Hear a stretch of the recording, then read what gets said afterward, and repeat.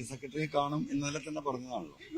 ആ പറഞ്ഞതിന്റെ അടിസ്ഥാനത്തിൽ ബഹുമാനപ്പെട്ട മുഖ്യമന്ത്രിക്ക് കൊടുത്ത അതേ പെറ്റീഷൻ ബഹുമാനപ്പെട്ട സെക്രട്ടറിക്ക് പാർട്ടി സെക്രട്ടറിക്ക് കൊടുത്തു. അദ്ദേഹം മുഖ്യമന്ത്രിയെ പോലെ തന്നെ കാര്യങ്ങൾ വളരെ വിശദമായി ചോദിച്ചറിഞ്ഞു. ചോദ്യങ്ങൾക്ക് എന്റെ എക്സ്പ്ലനേഷൻ കൊടുത്തിട്ടുണ്ട്. ഇനി ബാക്കി കാര്യങ്ങൾ ഗവൺമെന്റും പാർട്ടിയും തീരുമാനിക്കും.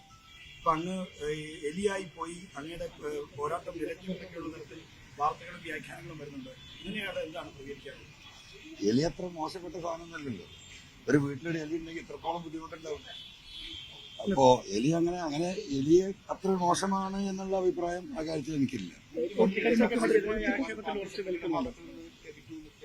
എങ്ങനെ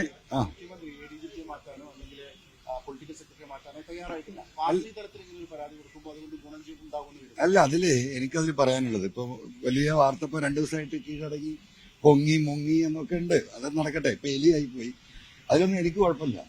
അപ്പൊ എലിയായാലും പൂച്ചയായാലും ഞാൻ ഉയർത്തിയ എന്റെ വിഷയങ്ങളുമായിട്ട് ഈ പൊതുസമൂഹത്തിന് മുന്നിൽ ഉണ്ടാകും. അതിൽ ഒരു തർക്കവും നിങ്ങൾ കരുതണ്ട. പിന്നെ ഇപ്പൊ നിങ്ങളുടെ ചോദ്യം ഇന്നലെയും ചോദിച്ചു, ADGPയെ മാറ്റി നിർത്തണോ? ഞാൻ അപ്പോഴും പറഞ്ഞ ഉത്തരം എന്താ? അത് ഗവൺമെന്റും മുഖ്യമന്ത്രിയുമാണ് അത് തീരുമാനിക്കേണ്ടത്. ഇപ്പൊ പാർട്ടിക്കും ആ കാര്യങ്ങൾ കൊടുത്തിട്ടുണ്ട്. സ്വാഭാവികമായും ഈ പാർട്ടിയെ കുറിച്ച് നിങ്ങൾ എന്താ മനസ്സിലാക്കിയത്?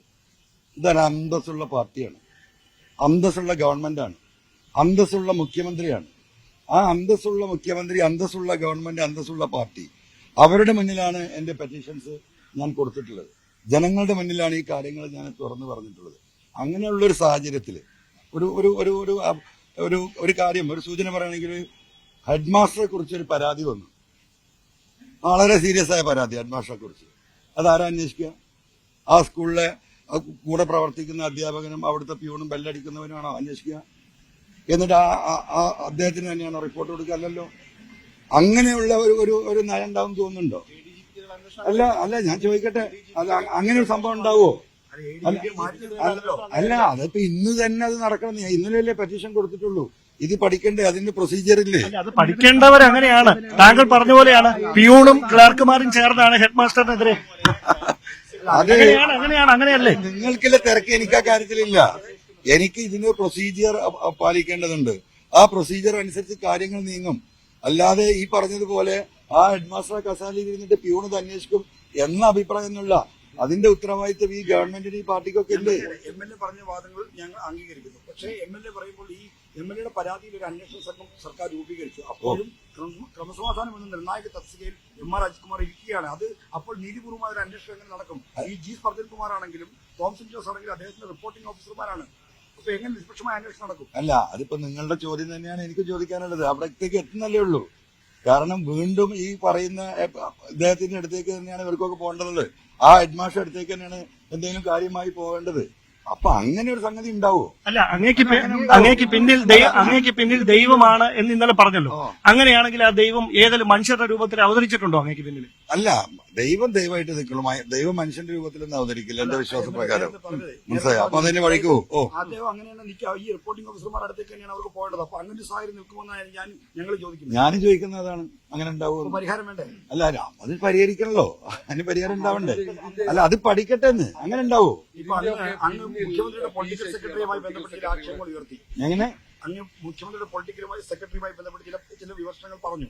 അതായത് ഈ അജിത് കുമാറിനെയും അല്ലെങ്കിൽ ശ്രീദാസിനെയും ഒക്കെ ഈ നിയന്ത്രിക്കുന്നതിലുള്ള പോരായ്മ.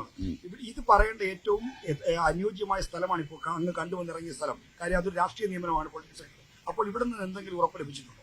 ഇല്ല, ഞാൻ കാര്യങ്ങൾ പറഞ്ഞിട്ട് എനിക്കൊരു ഉറപ്പ് എവിടെ നിന്നും ലഭിച്ചിട്ടില്ല. നീതിപൂർവമായ ഒരു അന്വേഷണം ഈ വിഷയത്തിൽ നടക്കുമെന്നും കുറ്റവാളികള് ശിക്ഷിക്കപ്പെടുമെന്നും ആ കുറ്റം ചെയ്തവർ അതിന് അനുസൃതമായ ശിക്ഷയ്ക്ക് വിധേയമാകുമെന്ന് തന്നെയാണ് ഞാൻ ഇപ്പോഴും വിശ്വസിക്കുന്നത്.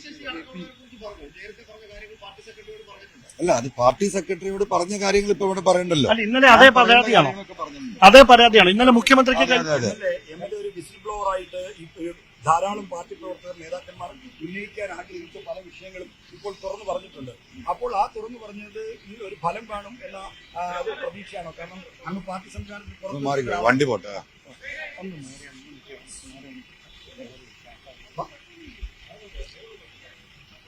ആ ക്യാമറ വണ്ടി ഒന്ന് പോയി ഒന്ന് ചെറുതായി മാറ്റി കൊടുത്താൽ മതി. ഓക്കെ. ഓക്കെ അങ്ങ് പാർട്ടി സംവിധാനത്തിൽ പുറത്തു നിൽക്കുന്ന ഒരാളാണ്. അങ്ങ് ധൈര്യപൂർവ്വം ഇത്തരം കാര്യങ്ങൾ ആയിരക്കണക്കിന് ആളുകൾ പറയാൻ ആഗ്രഹിക്കുന്ന കാര്യങ്ങൾ തുറന്നു പറഞ്ഞു. ആയിരക്കണക്കിനല്ല, ലക്ഷക്കണക്കിന് ആളുകൾ, ലക്ഷക്കണക്കിന് സഖാക്കൾ പറയാൻ ആഗ്രഹിക്കുന്ന കാര്യം ഞാൻ പറഞ്ഞു. ലക്ഷക്കണക്കിന് ഈ ഗവൺമെന്റ് നിലനിൽക്കണമെന്ന് ആഗ്രഹിക്കുന്ന ലക്ഷോപലക്ഷം വരുന്ന കേരളത്തിലെ പാവപ്പെട്ട ജനങ്ങളുണ്ട്. ഈ ഗവൺമെന്റ് ഇവിടെ നിലനിൽക്കണമെന്ന് ആഗ്രഹിക്കുന്ന ഗവൺമെന്റ്, ഈ ഗവൺമെന്റിനെ തിരിച്ച് അധികാരത്തിലെത്തിച്ച ജനങ്ങൾ, ആ ജനങ്ങളുടെ വികാരമാണ് ഞാൻ പറഞ്ഞത്. ആ പാർട്ടി പ്രവർത്തകരുടെ വികാരമാണ് ഞാൻ പറഞ്ഞത്. അതിനെ തള്ളിക്കളയാൻ കഴിയുമെന്ന് ഞാൻ വിശ്വസിക്കുന്നില്ല. മുഖ്യമന്ത്രിക്ക് വീഴ്ച സംഭവിച്ചിട്ടുണ്ടോ ഇവരെ നിയന്ത്രിക്കുന്നതിൽ? ഒരിക്കലും വീഴ്ച സംഭവിച്ചിട്ടില്ല. അദ്ദേഹത്തിന് വിശ്വസിച്ചേൽപ്പിച്ചവർ ആ വിശ്വാസ്യത നിറവേറ്റില്ല. വിശ്വസിച്ചേൽപ്പിച്ചവന് എപ്പോഴും ചതിക്കാം. അതിന് ആ വിശ്വസിച്ചേൽപ്പിച്ചവനല്ല അതിന് ഉത്തരവാദി. ആ വിശ്വസിച്ചേൽപ്പിക്കപ്പെട്ട വ്യക്തിയാണ് ചതിച്ചിട്ടുണ്ടെങ്കിൽ അവർക്കാണ് അതിന്റെ ഉത്തരവാദിത്വം എന്നാണ് ഞാൻ വിശ്വസിക്കുന്നത്. മുഖ്യമന്ത്രിക്ക് ബോധ്യമുണ്ടോ അദ്ദേഹം ചതിക്കപ്പെട്ടത്? എനിക്കറിയില്ല. I don't know that. മുഖ്യമന്ത്രിയെ വിശ്വസിച്ചേൽപ്പിച്ചവർ ചതിക്കുന്ന കാര്യം ചൂണ്ടിക്കാണിക്കാൻ PV അൻവർ വേണ്ടി വന്നു. കാരണം പാർട്ടി സംവിധാനത്തിൽ അങ്ങേക്കാൾ ഉയർന്ന റാങ്കിലും മറ്റും ഇരിക്കുന്ന ഇതൊന്നും ചൂണ്ടിക്കാണിക്കുന്നില്ല. കുറ്റകരമായ ഒരു മൗനമല്ലേ അപ്പോൾ അല്ല, അവർക്ക് ഇതിനെപ്പറ്റി അത്ര ഡീറ്റെയിൽഡ് അറിയുന്നുണ്ടാവില്ല. അവരിതിനെ കുറിച്ച് അത്ര ഡീറ്റെയിൽഡ് ആയിട്ട് അന്വേഷിച്ചിട്ടുണ്ടാവില്ല. ഞാൻ അത്രയും ഡീറ്റെയിൽഡായി അന്വേഷിച്ച് ജനങ്ങളുടെ വികാരം, എന്റെ പാർട്ടി പ്രവർത്തകരുടെ വികാരം എല്ലാം കണ്ടുകൊണ്ട് നിൽക്കുകയാണ്. എന്തുകൊണ്ട് ഈ പോലീസ് ഇങ്ങനെ, എന്തുകൊണ്ട് ഈ പോലീസ് ജനങ്ങളെ ഇങ്ങനെ നിരന്തരമായി ഉറപ്പിക്കുന്നു? എന്താണ് ഇതിന് കാരണം? എന്തുകൊണ്ട് തൃശൂർ പൂരം കലക്കുന്നു? എന്തിന് ബഹുമാനപ്പെട്ട മുഖ്യമന്ത്രി പങ്കെടുത്ത ചടങ്ങിൽ അലങ്കോലപ്പെടുത്തിയവർ അങ്ങനെ അലങ്കോലപ്പെടുത്തിയിട്ടുള്ള ഒരു അക്രമികളാണെന്ന് ബഹുമാനപ്പെട്ട മുഖ്യമന്ത്രി പറയുമ്പോൾ, അത് മുഖ്യമന്ത്രി പറഞ്ഞു കഴിഞ്ഞ ഒരു മണിക്കൂർ കഴിയുമ്പോൾ സഖാക്കൾക്കെതിരെ കേസെടുക്കുന്നു. ഇങ്ങനെ ഒരു വൃത്തികെട്ട പോലീസ് അങ്ങനെ അങ്ങ് ഉണ്ടാകുമോ കേരളത്തിൽ? ആ അന്വേഷണമാണ് ഇന്നിവിടെ എത്തിച്ചിട്ടുള്ളത്. അതുമായി ഞാൻ മുന്നോട്ട് പോകും. അതിൽ യാതൊരു തർക്കവുമില്ല. അല്ല, അത് നിങ്ങൾ പറഞ്ഞോ. PV അൻവർ ഈ ദൈവത്തിനെ കീഴടങ്ങുള്ളൂ, പിന്നെ ഈ പാർട്ടിക്ക് കീഴടങ്ങുള്ളൂ. നിങ്ങൾ ആര് വിചാരിച്ചിട്ടും ഈ ലോകത്തെ ജനം മുഴുവൻ ഒത്തൊരുമിച്ച് നിന്നിട്ടും എന്നെ കീഴടക്കാൻ കഴിയുമെന്ന് നിങ്ങൾ വിചാരിക്കണ്ട. അത് നടക്കുന്ന കാര്യമല്ല. അല്ല, നിങ്ങളത് വിചാരിക്കണ്ട, നടക്കൂല. പൊതുവെ ആളുകൾക്ക് അഭിനന്ദിക്കാവുന്ന തരത്തിലാണ്. കാരണം പാർട്ടി പ്രവർത്തകർക്ക് ലക്ഷക്കണക്കിന് പ്രവർത്തകരുടെ വികാരമാണ് പറഞ്ഞത്. അപ്പോൾ ഇതിന്റെ ഫലം കൂടി ഉണ്ടാകട്ടെ. ഈ പോരാട്ടം വിജയിക്കും. തുടങ്ങിയിട്ടല്ലേ ഉള്ളൂ. തുടങ്ങുമെന്ന് വിപ്ലവം ഉണ്ടാവരെങ്ങനെയാ? നിങ്ങളൊക്കെ ചരിത്രം പഠിച്ചവരാണല്ലോ. വിപ്ലവം എങ്ങനെയാ ഉണ്ടാവുന്നത്? അത് എഴുതി വെച്ചൊരു സംഘടന ഉണ്ടാക്കി, ഒരു സംവിധാനം ഉണ്ടാക്കിയിട്ടല്ല ഉണ്ടാവാറ്. അത് വിപ്ലവം ഒരു ജനകീയ മുന്നേറ്റമാണ് ഉണ്ടാകുന്നത്. അതൊരു വിപ്ലവമായി മാറി മറ്റൊരു രൂപത്തിലേക്ക് രൂപാന്തരപ്പെടുക ചെയ്യുക. ഇത് ഈ അഴിമതിക്കെതിരെ, ഈ അക്രമത്തിനെതിരെ, ഇവിടെ ജനങ്ങൾ ആഗ്രഹിക്കുന്ന ഈ ഗവൺമെന്റിനെ തകർക്കാൻ ശ്രമിക്കുന്ന ഒരു ലോബിക്കെതിരെയുള്ള ഒരു വിപ്ലവമായി മാറും. അതിന് യാതൊരു തർക്കവുമില്ല. ഒരു കൊട്ടാര വിപ്ലവമാണ്. അല്ല, അത് കൊട്ടാരത്തിലാണോ കുടിലാണോ നമുക്ക് നോക്കാം. അല്ല, ഒരു കാര്യം, ഈ ഓയൂരിൽ ഒരു കുട്ടിയെ തട്ടിക്കൊണ്ടുപോയ സംഭവം, അതിലേക്കൊന്നും ഞാനില്ല. അതൊക്കെ നിങ്ങൾ അന്വേഷിക്കുക, അതിന്റെ വഴിക്ക് പോകുന്നുണ്ട്. ഞാൻ ഫോക്കസ് ചെയ്ത കുറച്ച് കാര്യങ്ങളുണ്ട്. ആ ഫോക്കസിൽ നിന്ന് ഞാൻ ഇപ്പൊ തൽക്കാലം മാറാൻ തയ്യാറല്ല. മാറേണ്ട അതിന്റെ ജോലി കഴിയുമ്പോൾ നമുക്ക് അപ്പം ആലോചിക്കാം. നിങ്ങൾക്കൊക്കെ പോയി അന്വേഷിക്കാലോ. ആരോപണങ്ങൾ കുറച്ച് തെളിവുകളും പുറത്തു വന്നു. ഏതാണ്ട് വളരെ കുറച്ച് പറഞ്ഞു. ഇനിയും ഒട്ടേറെ തെളിവുകൾ MLA-യുടെ പക്കലുണ്ട്. അത് പുറത്തുവിടുന്ന സാഹചര്യമായോ? കാരണം നിലനിർത്തിക്കൊണ്ടാണ്. അല്ല, ഇപ്പൊ ഇന്നലെയൊക്കെ നിങ്ങളുടെ ചർച്ചയും ചില ആളുകൾ പറയുന്നതൊക്കെ കേട്ടാല് MLA അന്വേഷിക്കണം, MLA സാക്ഷികളെ കൊണ്ടുവരണം, MLA തെളിവുകൾ കൊണ്ടുവരണം, MLA വരെ അറസ്റ്റ് ചെയ്യണം, MLA വരെ ജയിലിലാക്കിയിട്ടില്ല, MLA മുങ്ങി. ഇതല്ലേ എന്താ ചെയ്യാൻ പറ്റും? ഞാൻ കൊടുത്തത് തെളിവുകളുടെ സൂചനാ തെളിവുകളാ. അത്രേ കൊടുക്കാൻ കഴിയൂ. ആ തെളിവുകളിലേക്കുള്ള സൂചനാ തെളിവുകൾ അത് അന്വേഷിക്കേണ്ടത് ഈ ഏജൻസികളാണ്. ഇൻവെസ്റ്റിഗേഷനാണ് നടത്തേണ്ടത്. ആ ഘട്ടത്തിലാണ് എന്തെങ്കിലും കൊടുക്കാൻ ബാക്കി കഴിയുള്ളൂ. ഇവരൊക്കെ പിടിച്ച് അന്വേഷിച്ച് ജയിലിലാക്കിയിട്ട് ഞാൻ അങ്ങോട്ട് പോയാൽ ഞാനാര്? ഇംഗ്ലീഷ് സിനിമയിലൊക്കെ കാണുന്ന പോലെ ഉദ്യോഗസ്ഥ സുജിത് ദാസിനും അജിത് കുമാറിനുമെതിരെ നടപടി സ്വീകരിക്കാൻ കഴിയാതെ പോകുന്നത് ഭയപ്പെട്ടിട്ടാണെന്ന് തോന്നുന്നുണ്ടോ? ഇല്ല, ഒരിക്കലും ഇല്ല. നടപടി എടുക്കേണ്ട സമയത്തേക്ക് എത്തുന്നല്ലേ ഉള്ളൂ. ഇതിനൊരു നടപടിക്രമമില്ലേ? ആ നടപടിക്രമമില്ലാതെ ഇപ്പൊ ഇങ്ങനെ ഒരു സ്റ്റേറ്റ്മെന്റിനെ പോലുള്ള സുജിത് ദാസ് ഒരു ഉദാഹരണം എടുക്കാം. നമുക്ക് അദ്ദേഹത്തെ സസ്പെൻഡ് ചെയ്തു. അദ്ദേഹം പോയി ഹൈക്കോടതി പോയി സ്റ്റേ വാങ്ങിയാൽ, അല്ല ഞാൻ ചോദിക്കട്ടെ, സസ്പെൻഡ് ചെയ്ത അദ്ദേഹം ഒരു സ്റ്റേ വാങ്ങിച്ചാൽ അങ്ങനത്തെ എത്രയോ സംഭവങ്ങൾ കേരളത്തിൽ ഉണ്ടായിട്ടില്ലേ? അദ്ദേഹത്തെ സസ്പെൻഡ് ചെയ്യണമെങ്കിൽ ഒരു നടപടിക്രമം പാലിക്കണം. പക്ഷേ ചുമതലയിൽ നിന്ന് MRS കുമാറിനെ ക്രമസമാധാന ചുമതല മാറ്റുന്നതിന് ഈ നടപടി ഒരു എക്സിക്യൂട്ടീവ് ഓർഡർ കൊണ്ട് മാത്രം സാധിക്കുമല്ലോ. സാധിക്കുമായിരിക്കാം. എനിക്കതിനെ കുറിച്ച് അത്ര പ്രൊഫഷണൽ ആയിട്ട് ലീഗലായിട്ട് അതിനെ കുറിച്ച് എനിക്കറിയില്ല. അപ്പോ ഞാനതാ പറഞ്ഞത്, ഒരു ഹെഡ് മാസ്റ്ററെ കുറിച്ചുള്ള പരാതി അവിടെ സൂചിപ്പിച്ചല്ലോ. അങ്ങനെ ഉണ്ടാവുമോ? ഈ പറയുന്ന ഇത്രയും മനുഷ്യരോട് കമ്മിറ്റഡ് ആയിട്ടുള്ള സാമൂഹ്യ പ്രതിബദ്ധതയുള്ള ഒരു പാർട്ടിക്ക്, ഒരു ഗവൺമെന്റിന് അങ്ങനെ ഒരു തീരുമാനം എടുക്കാൻ കഴിയുമോ? അതിനൊരു സമയം എടുക്കുമായിരിക്കും. അങ്ങയുടെ കമ്മിറ്റ്മെന്റ് മുഖ്യമന്ത്രിയോടാണോ പാർട്ടിയോടാണോ? എന്റെ കമ്മിറ്റ്മെന്റ് മുഖ്യമന്ത്രി അങ്ങനെയാ. മുഖ്യമന്ത്രി അദ്ദേഹം വീട്ടിൽ നിന്ന് വന്നായതല്ലോ, ഈ പാർട്ടിയല്ലേ ആക്കിയത്. അപ്പൊ ആരോടെ കമ്മിറ്റ്മെന്റ് ഉണ്ടാവുക? എനിക്ക് മുഖ്യമന്ത്രിയോടും കമ്മിറ്റ്മെന്റ് ഉണ്ട്, പാർട്ടിയോടും കമ്മിറ്റ്മെന്റ് ഉണ്ട്. അതായത് ഈ പാർട്ടിയുടെ പ്രതിനിധിയായിട്ട് വന്നതല്ലേ. അപ്പൊ പിന്നെ എന്താ അങ്ങനെ ഒരു ചോദ്യം? ജൂനിയർ ഓഫീസർ നടത്തിയ അന്വേഷണത്തിൽ എന്ത് വിശ്വാസ്യതയുണ്ട്? അല്ല, അന്വേഷണം തുടങ്ങുന്നല്ലേ ഉള്ളൂ. അതൊക്കെ നമുക്ക് നോക്കാം. ഏത് ജൂനിയർ ഓഫീസർ ഇപ്പൊ ഈ പറയുന്ന കൃത്യമായ സത്യസന്ധമായ എന്താ പറയാ അവരുടെ ലൈഫ് ഹിസ്റ്ററിയിലുള്ള നല്ല ഉദ്യോഗസ്ഥർ കേരളത്തിലെ പോലീസിലുണ്ട്. കേരള പോലീസ് ഇന്ത്യയിലെ നമ്പർ 1 ആണ്, ലോകത്തിലെ പല പോലീസിനോടും കിടപിടിക്കുന്നതാണ്. അത്തരത്തിലുള്ള ഉദ്യോഗസ്ഥന്മാരായിരിക്കണം ഈ കേസ് അന്വേഷിക്കേണ്ടത്. അല്ലെങ്കിൽ ഞാൻ കള്ളനായി പോകും. മനസ്സിലായില്ലേ?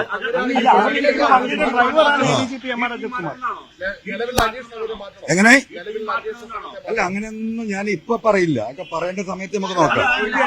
അന്വേഷണം എങ്ങനെ പോകുന്നത് നോക്കാം നമുക്ക്. ഈ ആരോപണങ്ങൾ ഉന്നയിച്ചത് പാർട്ടിക്കകത്തെ അല്ലെങ്കിൽ ഏതെങ്കിലും കുറച്ച് ആളുകളുടെ പ്രേരണ കൊണ്ടാണ് എന്ന് തരത്തിലുള്ള വ്യാഖ്യാനങ്ങളും വരുന്നുണ്ട്. അല്ല, നിങ്ങൾ എന്താ അറിയോ, നിങ്ങൾ ഈ കളവ് പറയുന്നവരെ മാത്രം അല്ല ഞാൻ പറയട്ടെ, കണ്ട് ശീലിച്ചവരാണ്. അപ്പൊ ഞാൻ ഇപ്പോഴും സത്യസന്ധമായി പറയുന്നു, ഞാൻ ഈ വിഷയത്തിലേക്ക് ഇറങ്ങി പബ്ലിക് സ്റ്റേറ്റ്മെന്റ് തുടങ്ങിയതിനു ശേഷം SP-യുമായിട്ടുള്ള ഡയറക്റ്റ് ആയിട്ടുള്ള ഇഷ്യൂസ് തുടങ്ങിയ ശേഷം നിരവധി തവണ പാർട്ടി ഓഫീസിൽ നിന്നും CM-ന്റെ ഓഫീസിൽ നിന്നും എന്നെ ബന്ധപ്പെടാൻ ശ്രമിച്ചിട്ടുണ്ട്. ഞാൻ ഫോൺ അറ്റൻഡ് ചെയ്തിട്ടില്ല. ഞാൻ പലതവണ ഫോൺ ഓഫാക്കിയിട്ടുണ്ട്. നിങ്ങൾക്കറിയാം, നിങ്ങൾ തന്നെ പലരും എന്നെ വിളിച്ച് കിട്ടുന്നില്ല. എന്റെ ഡ്രൈവറെ ഫോൺ ഓഫാക്കാൻ ഞാൻ പറഞ്ഞിട്ടുണ്ട്, എന്റെ സ്റ്റാഫിന്റെ ഫോൺ ഓഫാക്കാൻ പറഞ്ഞിട്ടുണ്ട്, എന്റെ കൂടെയുള്ള എന്റെ ഗൺമാന്മാരുടെ ഫോൺ ഞാൻ ഓഫാക്കിച്ചിട്ടുണ്ട്. എന്തുകൊണ്ടാ? ഈ വിഷയം ഒന്ന് പുറത്തു വരട്ടെ. അതാ ഞാൻ പറഞ്ഞത്. ഇതിന്റെ പിന്നെ ആ ധർമ്മം എന്റെ കൂടെ ദൈവമേ ഈ വിഷയത്തിന് ഉള്ളൂ എന്ന് ഞാൻ പറയുന്നതാണ്. ബാക്കി ഇപ്പൊ ഞാനിത് ഗവൺമെന്റിനെ ഏൽപ്പിച്ചു, മുഖ്യമന്ത്രിയെ ഏൽപ്പിച്ചു, ഇപ്പൊ ഇതാ പാർട്ടി സെക്രട്ടറിയെ ഏൽപ്പിച്ചു. ഇനി എന്ത് നടക്കും നമുക്ക് നോക്കാന്ന്. അങ്ങേക്ക് ഈ സംവിധാനങ്ങളിൽ വിശ്വാസമില്ലാത്തതുകൊണ്ടാണോ ഫോൺ ഓഫാക്കി വെച്ചിട്ട് പൊതുസമൂഹത്തോട് പറഞ്ഞതിന് ശേഷം പിന്നീട് സർക്കാരിനെ ഇത് അറിയിച്ചാൽ മതി? അല്ലല്ല, എനിക്ക് പറയാനുള്ള കാര്യങ്ങൾ മുഴുവൻ പറഞ്ഞു കഴിഞ്ഞതിന് ശേഷം ഈ ഉത്തരവാദിത്തപ്പെട്ടവരെ കണ്ടാൽ മതി എന്ന എന്റെ തീരുമാനമാണ്.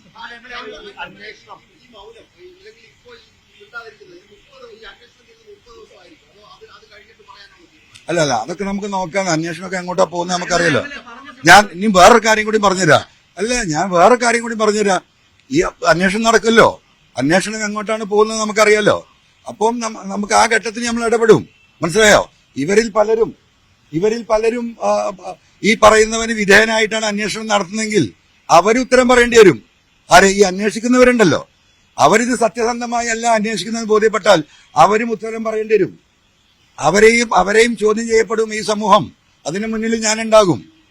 അങ്ങനെയാണ് കള്ളത്തരത്തിൽ ഒരുത്തരെ കള്ളാന്വേഷണം നടത്തി രക്ഷപ്പെടുത്തി കളയുന്ന ആരെങ്കിലും ഈ ഇൻവെസ്റ്റിഗേഷൻ ഗ്രൂപ്പിലെ കൂട്ടത്തിൽ തീരുമാനിക്കുന്നുണ്ടെങ്കിൽ അതും പുറത്തു വരും. പബ്ലിക്കായിട്ട് പോയി ചോദിക്കും ഞാൻ.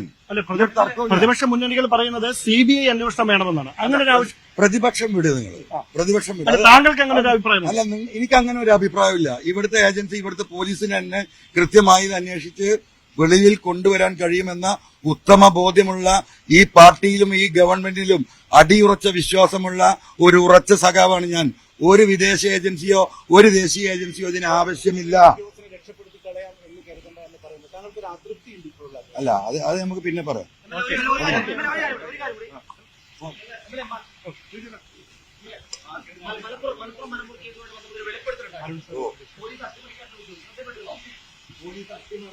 അറിയൂല, അത് ഇങ്ങോട്ട് തന്നെ മറിയും. പോലീസ് ഒന്ന് അട്ടിമറിക്കട്ടെ, മരം മുറിച്ചത് മലപ്പുറത്ത് ഒന്ന് അട്ടിമറിക്കട്ടെ, നമുക്ക് കാണാം. അത് ഇങ്ങോട്ട് തന്നെ മറിയുന്നു.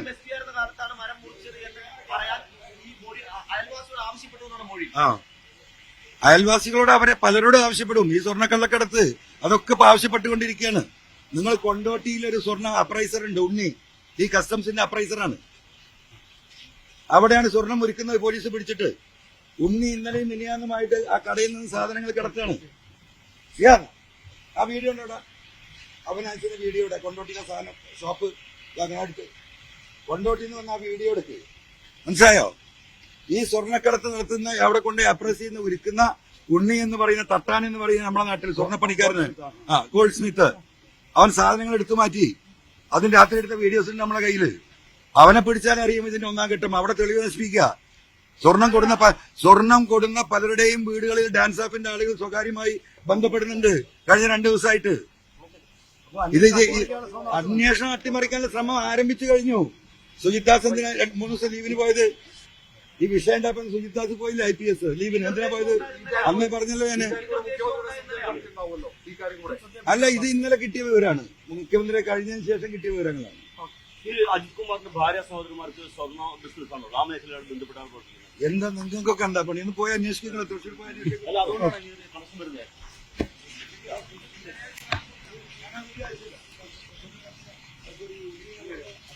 അപ്രൈസറുടെ കടയിൽ നിന്ന് സാധനങ്ങൾ രാത്രി ഇറക്കുന്നതിന്റെ വീഡിയോ അയച്ചു തരാം.